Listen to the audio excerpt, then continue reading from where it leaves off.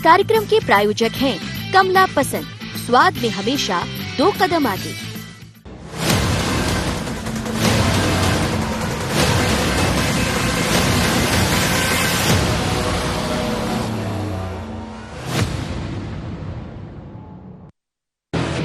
सियासत में कब कौन किसका दामन थाम ले, कुर्सी हासिल करने का सुरक्षित रखने के लिए कब रंग बदल जाए, अपने पराये को भूलकर विरोधी के पाले में चला जाए, ये कुछ कहा नहीं जा सकता। सियासतदारों की आजकल वही पहचान बन गई है। सूबे की सियासत में ये देखने को भी मिला है। लिहाजा मध्य प्रदेश कांग्रेस से सबक लेकर बीजेपी फूंक फूंक कर कदम रख रही है, क्योंकि जो गलती कांग्रेस से हो गई वो गलती बीजेपी दोहराना नहीं चाहती, वो भी तब जब आगामी दिनों में उपचुनाव होने वाले हों। एमपी की 24 सीटों के लिए विधानसभा का उपचुनाव होना है। शिवराज सरकार ने 22 पूर्व विधायकों के विधानसभा क्षेत्रों में विकास के लिए पिटारा खोला है। इन क्षेत्रों में 300 करोड़ से अधिक की लागत से सड़कों और पुल निर्माण के लिए सरकार ने प्रशासकीय मंजूरी दे दी है।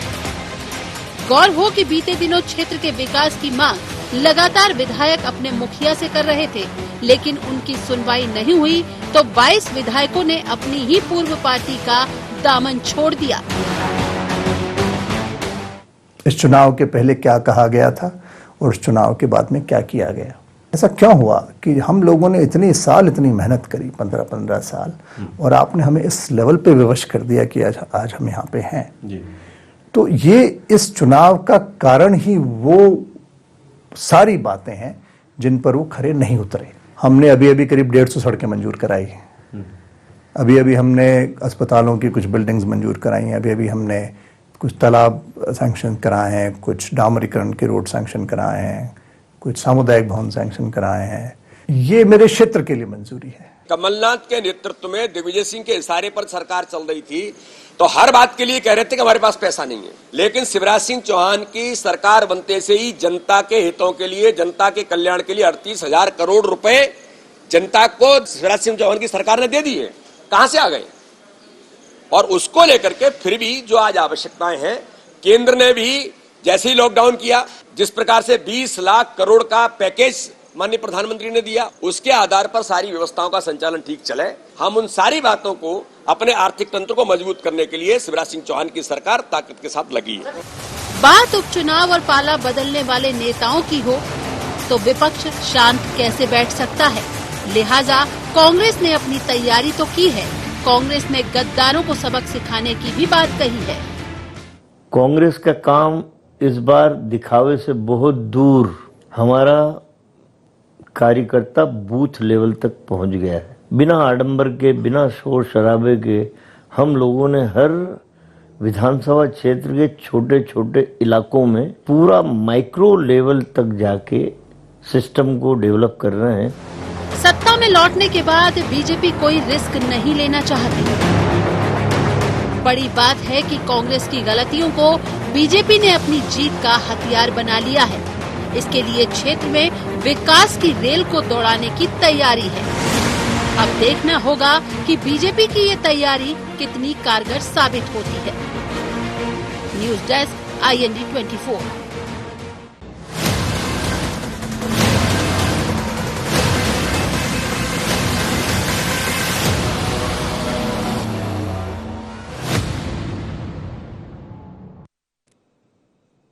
IND एजेंडा में आपका स्वागत है। आज का एजेंडा है कांग्रेस पर नजर, बीजेपी की डगर। दरअसल भारतीय जनता पार्टी इस बार इस एजेंडे के जरिए आगे बढ़ना चाहती है, लेकिन इस पर चर्चा करें उससे पहले देख लेते हैं कुछ खास बातें। क्या विकास के मुद्दे पर उपचुनाव के रण में उतरेगी बीजेपी? भाजपा की कवायद की काट खोज पाएगी कांग्रेस? क्या विकास नहीं होने से सिंधिया समर्थकों ने छोड़ी कांग्रेस? क्या क्षेत्रीय विकास भाजपा को दिलाएगा उपचुनाव में जीत?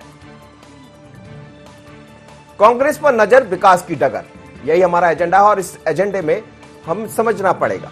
दरअसल इस बार के जो उपचुनाव होने जा रहे हैं वो बड़े महत्वपूर्ण हैं। क्योंकि एक उपचुनाव किसी एक को सरकार बनाने को देगा और दूसरा जो है वो विपक्ष में बैठेगा। होता हमेशा है, लेकिन इस बार कुछ अलग तरह से चीजें दिखाई देंगी और इसीलिए 15 महीने की सरकार जब गिरी कांग्रेस के कुछ लोगों के कारण, तो यही कहा जा रहा है कि उन्होंने विकास के काम को तरजीह नहीं दी। लिहाजा भारतीय जनता पार्टी ने उसी मुद्दे को पकड़ लिया और वो क्षेत्र जहां जहां विकास के काम होना चाहिए था उन विधायकों के क्षेत्र में उस पर लगातार नजर है। एक एक विधायकों को करोड़ों रुपए दिए जा रहे हैं। पहले ये कहा गया कि बजट नहीं है, खजाना खाली है, लेकिन वर्तमान सरकार ने खजाना खोल दिया। अब बात यही है कि खजाना खोलने से जनता वोट करेगी या फिर ये समझाने में भारतीय जनता पार्टी सफल होगी कि जिस खजाने की आप बात किया करते थे उस खजाने में तो पैसा बहुत था, दृढ़ इच्छा शक्ति की कमी थी। तो चलिए, ये हमारा मुद्दा है, कांग्रेस पर नजर, विकास की डगर। मेरे साथ 3 मेहमान जोड़ रहे हैं इस वक्त। फिरोज जी है मेरे साथ, कांग्रेस से फिरोज सिद्दीकी, आपका स्वागत है फिरोज जी। साथ ही भारतीय जनता पार्टी से जब मेहमान जुड़ेंगे तो उनसे भी आपका परिचय कराऊंगा। और स्टूडियो में मेरे साथ है editor in chief Sunil Shrivastava ji, दोनों का आपका स्वागत है। फिरोज जी, क्या कहेंगे? हम देख रहे हैं कि भारतीय जनता पार्टी उन्हीं बातों को पकड़कर आगे बढ़ रही है जहां आपसे चूक हो गई, जिसको बार बार विधायक ये कहते रहे कि हम कह रहे हैं विकास के लिए पैसा दे दीजिए, चिट्ठियां लेकर आते थे लेकिन काम नहीं होते थे, और जिन चिट्ठियों को उन्होंने कारण बताया उन्हीं चिट्ठियों पर भारतीय जनता पार्टी काम कर रही चुनाव को लेकर। देखिए, इन सब चीजों की स्वीकृति जो है वो कमलनाथ जी की सरकार ने दे दी थी और ऐसा कोई विधायक ये नहीं कह सकता कि उसने काम जनहित के काम बताए और नहीं हुए। अब आइए विकास की बात। तो क्या ये जो कांग्रेस छोड़ के भाजपा में जो विधायक गए हैं, क्या ये बताएंगे कि इन्होंने ही अपने हाथ से प्रमाण पत्र बांटे? किसानों का कर्जा माफी इनके क्षेत्र में होगी या नहीं होगी? क्या 100 रुपए का बिजली का बिल आएगा या नहीं आएगा? क्या ये विधायक ये बता सकते हैं कि क्या वृद्धा पेंशन 600 रुपए नहीं मिलती थी? कन्याओं को क्या 5100 रुपए नहीं मिलते थे? तो ये विधायकों को ये बात पूछेगी जनता कि ये जो हमको सुविधाएं मिलती थी ये कहाँ है। अब रही बात जो वीडी शर्मा जी कह रहे थे कि 38,000 करोड़ रुपए दे दिए और खजाना कहीं खाली नहीं। अगर 38,000 करोड़ रुपए है और खजाना खाली नहीं है तो किसानों को क्यों नहीं मिल रहा गेहूं का भुगतान? कमलनाथ जी की सरकार तो जिस हफ्ते तुलवा उसी हफ्ते में हमने गेहूं का भुगतान किया था पिछले साल।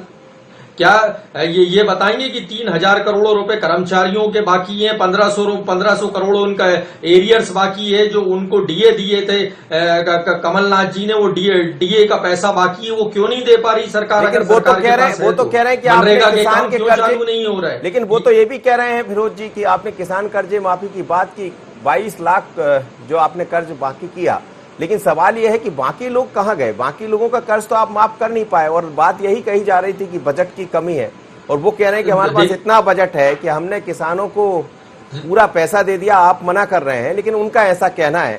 साथ ही हर सड़क के लिए पैसा दे दिया, सामुदायिक भवन बना लीजिए उसके लिए पैसा दे दिया। ये पैसा आया कहां से और कांग्रेस के पास पैसा क्यों नहीं था?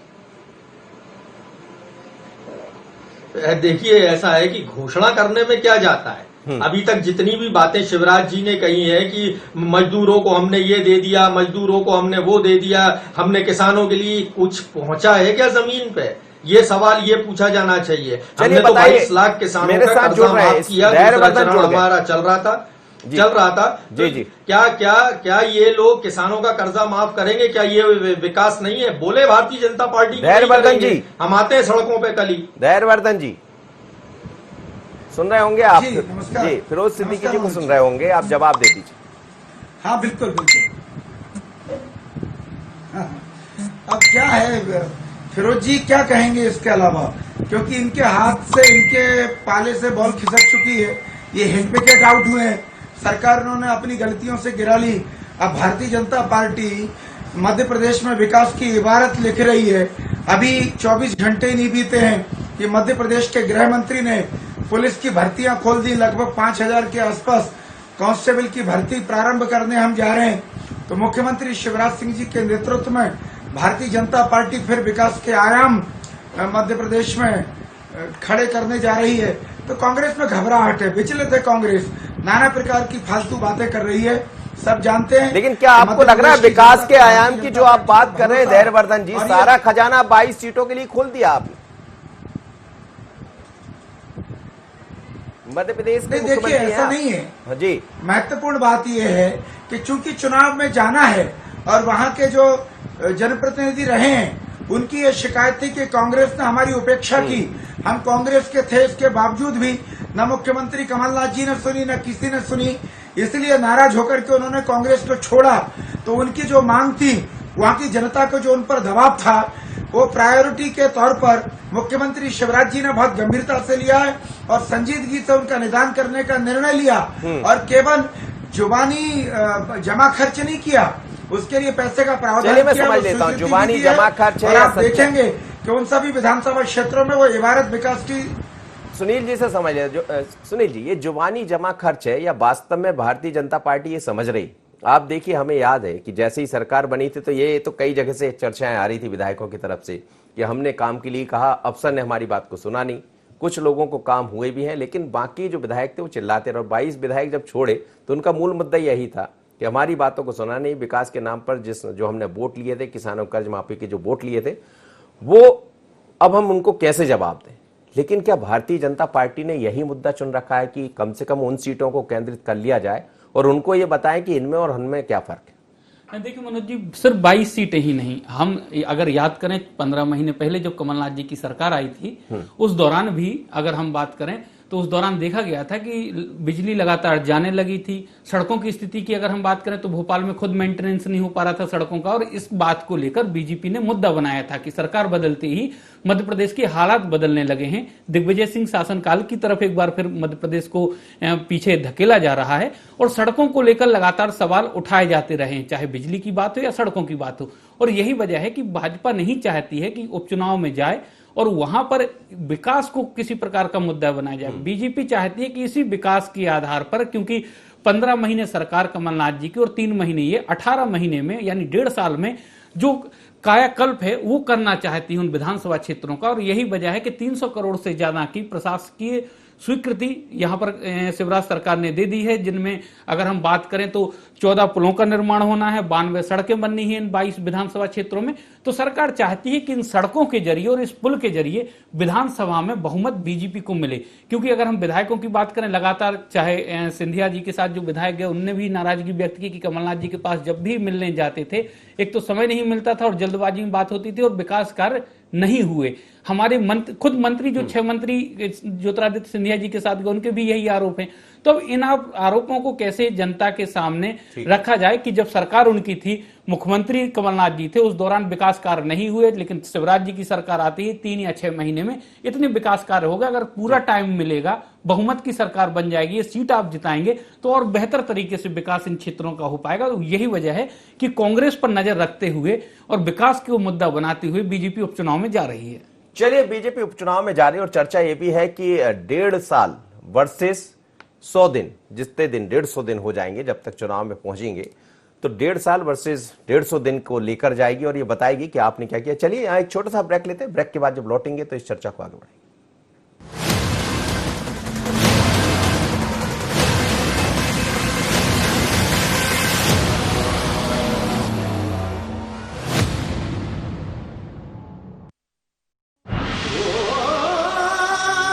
कोई खास है, कोई बात है, कमला पसंद। जीते दुनिया हर बाजी जीते, हर अदा में शाही अंदाज है। कमला पसंद पान मसाला, शाही स्वाद, शाही अंदाज, स्वाद में हमेशा 2 कदम आगे। छोटा सहयोग बड़ा उपयोग। कोविड-19 से लड़ाई में मुख्यमंत्री सहायता कोष में करे सहयोग। इस संकट के समय आपके योगदान से जरूरतमंद लोगों को मिलेगा जीवन दान। जन सहयोग से ही हम मिलकर कोरोना के खिलाफ जीतेंगे जंग। CM relief fund, SBI account number 10078152483, IFSC code SBIN 0001056।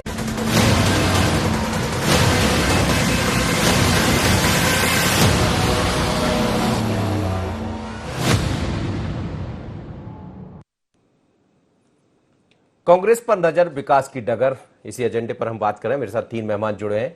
वापस लौटूंगा फिरोज जी की तरफ। फिरोज जी, यही सबसे बड़ा सवाल रहा है लगातार। जैसा सुनील भी बता रहे थे कि आपने देखा बिजली जाने लगी थी और कई दफा तो जो आपके बिजली मंत्री थे वो बैठे रहे और वहां से बिजली गायब हो गई। बीजेपी ने उस मुद्दे को भी उठाया, बल्कि आपके लोगों ने भी मजाक किया। सड़कों के लेकर वही याद कराया गया लोगों को और कराया जाएगा। स्वाभाविक है चुनाव में कि बंटाधार और ये तमाम तरह की चीजें कही जाएंगी। कहां आपको लग रहा है? लेकिन दूसरी तरफ सज्जन वर्मा कह रहे हैं कि हमारी तैयारी बहुत अलग है, आडंबर से अलग है, हम दिखाएंगे नहीं, करेंगे। सही कह रहे थे सज्जन वर्मा जी कि जो हमारी तैयारी है वो बहुत अलग है और आपको देखने मिलेगी हमारी रणनीति। जितने भी मुद्दे जो ये जितने विधायक गए हैं, जो ये विधायक और अब क्या कहेंगे कि हमने सौदेबाजी कर ली, हमने जो है सौदेबाजी की थी, क्या ये बताएंगे कि जो इन्होंने प्रमाण पत्र बांटे थे वो झूठे हैं प्रमाण पत्र जनता को?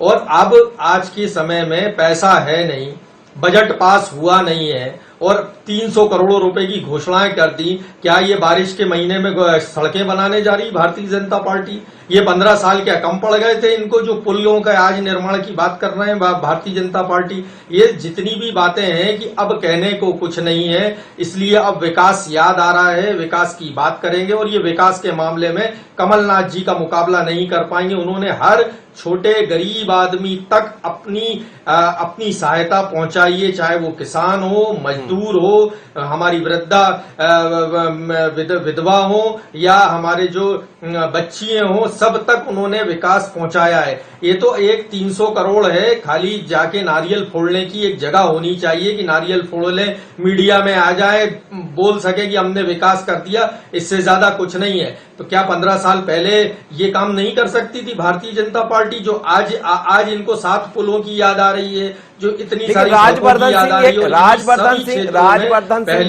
भारतीय फिरोज जी, राजवर्धन यही कह रहे थे कि हम तो लगातार चिल्लाते रहे, कहते रहे और हमने उस पार्टी को सींचा था, लेकिन जब काम नहीं हुए तो जनता के सामने कैसे जाएंगे? और हम शिवराज जी के पास गए और काम हो गया।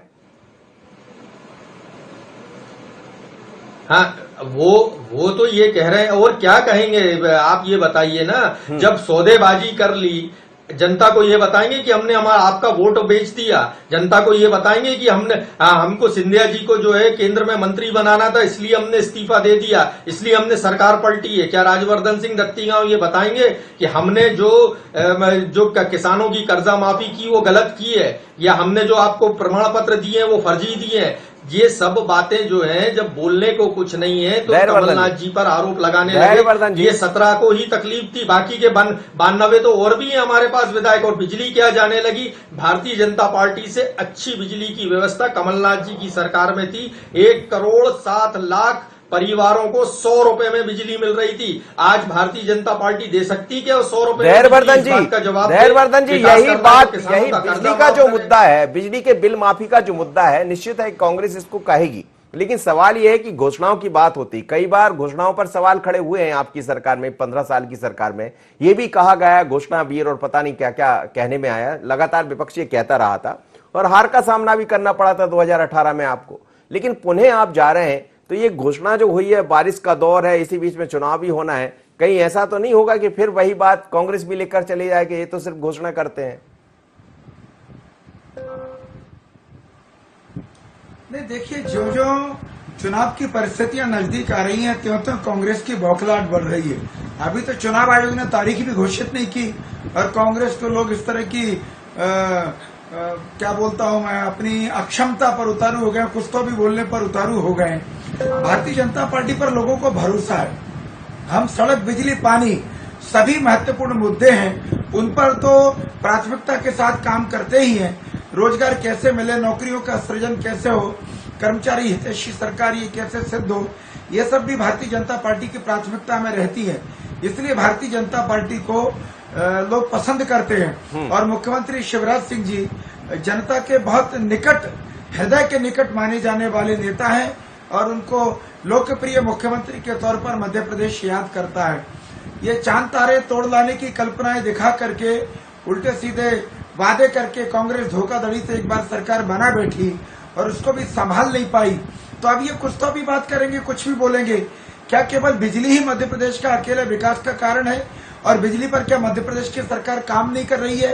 क्या गरीबों को बिजली भारतीय जनता पार्टी की सरकार 200 रुपए में दे नहीं रही है? क्या बिजली में आधा बिल करने की घोषणा अभी देखिए, बिजली के बिल में तो समझ आ रहा है, लोग इस बात को रियलाइज कर रहे हैं, बिजली की उपलब्धता भी बढ़ी है। बिजली का करंट तो आपको लग सकता है धैर्यवर्धन जी, बिजली कुछ अलग दिशा में जा रही थी, बिजली का जो बिल माफ हुआ है ऐसा लोग कह रहे हैं, उसका करंट कहीं आपको भी ना लग जाए। नहीं, बिजली में करंट होता ही है और उस करंट को भांपना सबको ही चाहिए, इसलिए हमने भी भांपा और जो अधिक बिजली के बिल आए थे उसको तय किया है कि मार्च अप्रैल के पहले तक जो बिल थे उस आधार पर उसका पुनर्मूल्यांकन होगा। सॉफ्टवेयर में उस प्रकार के सुधार किए गए कि आधा बिल मिले और जिनका 100 रुपए तक का बिल था उनको केवल 50 रुपए का बिल आएगा। ये तमाम प्रकार की 2-3 प्रकार की जो सुविधाएं वो बिजली के क्षेत्र में भी दी गई हैं और मुझे लग रहा है कि जुलाई के महीने में लोग अर्थिंग से हम जुड़ जाएंगे और वो किसी प्रकार का खतरा बिजली का करंट का आप निश्चित रहिए। फिरोज जी, आपको करंट लगने वाला बोल रहे हैं, हमें करंट नहीं लगेगा, क्योंकि आपने तो करंट ही गायब कर दिया था, कह रहे हैं बिजली चली जाती। देखिए, ना तो हमने किसी को लाइन में लगाया, ना किसी से कार्ड मांगा, चाहे वो सैनी जी हो या फिरोज सिद्दीकी हो या देहरवर्धन जी हो, सबको जिसके भी घर में 100 यूनिट जल रही थी उसको 100 रुपए का बिल आ रहा था। और ये 1 करोड़ 8 लाख परिवार थे, कभी 97 लाख मिनिमम थे, कम से कम 97 लाख से कभी नीचे गया नहीं, और 1 करोड़ 8 लाख तक ये हमारा मैक्सिमम आया और इसी के बीच में आता जाता चलता रहता था। ये बिना मंत्रिमंडल तो बना नहीं पा रहा है, बिना मंत्रिमंडल के विकास कर रही है ये सरकार, तो ये तो हास्यास्पद है। 22,000 घोषणाएं पहले भी छोड़ गई थी, अब 2, 4, 10, 20 और छोड़ जाइएगा। ये अभी 24 विधानसभा के चुनाव हो जाने दीजिए, ये घोषणावीर सरकार को लोग रवाना करने की तैयारी में है। ये सारी बातें खत्म हो जाएंगी, फिर से कमलनाथ जी आएंगे और जो विकास का पहिया हमने चलाया था वो चालू रहेगा। ठीक है सुनील जी, ये बातें होती रही, घोषणावीर और तमाम तरह की बात कांग्रेस भी कहती रही, घोषणाएं कर दी सरकार ने और काम भी शुरू हो गया। कम से कम जो पैसा है, ऐसा कहा जा रहा है कई विधायकों के नजदीक पहुंच भी गया है, सरकार ने उस पैसे को दे भी दिया है। लेकिन सवाल यह है कि ये जो उपचुनाव है, ये पहली बार ऐसा होगा कि बारिश में उपचुनाव होगा, यदि तारीख घोषित हो जाए। अभी तो तारीख घोषित नहीं हुई है और उम्मीद है कि शायद इस महीने में 2-3 तारीख को दिखाई भी दे कि तारीख आ गई सामने। तो ये चैलेंज भी होगा बीजेपी के लिए। ठीक है, आपने घोषणा कर दी, बड़ा बजट दे दिया, सब कुछ कर दिया। बिल्कुल मनोज जी, क्योंकि घोषणाओं की अगर बात करें, जिस प्रकार से चंबल प्रोग्रेस वे की बात है कि जो 15-16 विधानसभा क्षेत्र हैं उनको इससे सीधा चंबल के क्षेत्र को लाभ मिलेगा प्रोग्रेस वे बनने से, लेकिन वो भी अभी घोषणा है, क्योंकि नितिन गडकरी ने कहा था कि एक तारीख तय कीजिए और वो उसका भूमि पूजन करेंगे। अगर हम बात करें मनोज जी, तो पहले भी हम उपचुनाव देखें, मध्य प्रदेश में 2018 के पहले भी उपचुनाव हुए हैं जब शिवराज जी की सरकार थी, उस दौरान भी देखने को मिला कि चाहे हम मैहर की बात करें, विजय राघवगढ़ की बात करें या फिर दूसरे उपचुनावों की बात करें, जहां भी उपचुनाव रहे हैं वहां पर घोषणाएं हुई हैं, सड़क बनाने के भूमि पूजन हुए हैं, मिनी स्मार्ट सिटी बनाने की बात हुई है, कॉलेज और स्कूल खोलने की बात हुई है, अस्पतालों को अपग्रेड करने की बात हुई, लेकिन चुनाव होने के बाद ये सारी चीजें वहां पर नदारद रही। दूसरा चुनाव आ गया, 2018 का चुनाव रहा, कई जगहों पर इस प्रकार का ये मुद्दा रहा कि उपचुनाव में इस प्रकार की घोषणा की गई थी लेकिन अभी तक वो धरातल पे नहीं उतरी।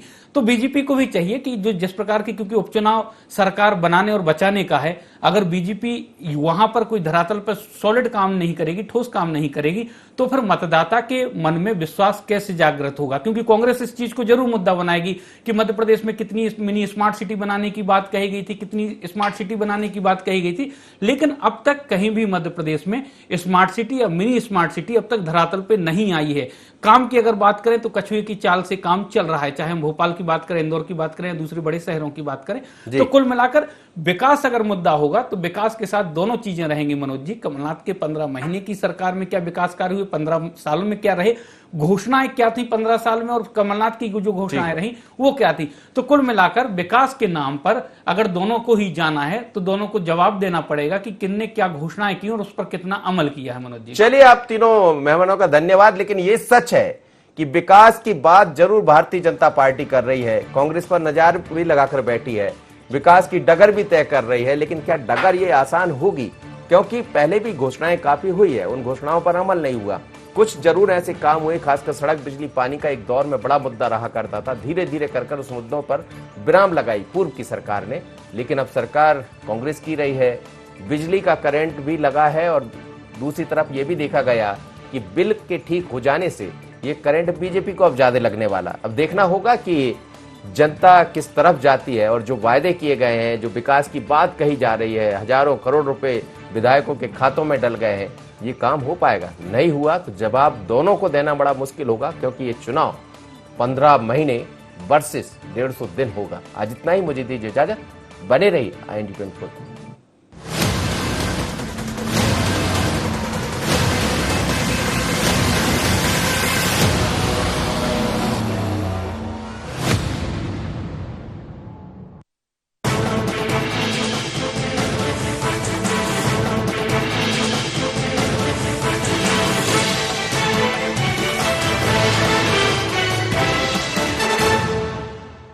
हम आप सब